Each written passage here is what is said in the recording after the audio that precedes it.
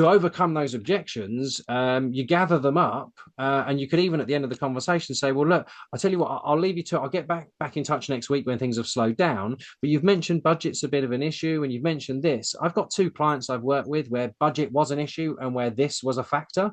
Can I just send you what they say about us now, just so you can have a little look, and then we'll chat next week once you've had a chance to have a little look at it."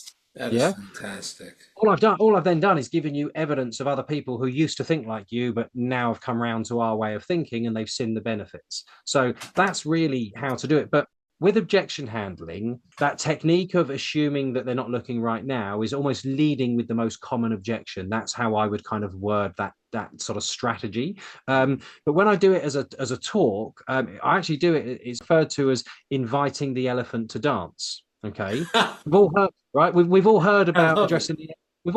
addressing the elephant in the room. You know that awkward thing we're hoping that they don't say or that's going to come up, right? Well, rather than waiting for it to come up and trying to be prepared for it, right? If you invite the elephant to dance, you get to pick the music.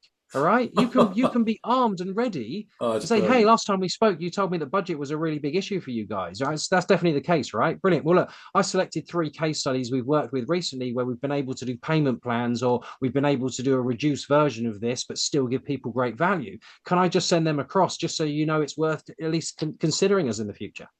Wow. Yeah. So I think that's the my approach to objection handling.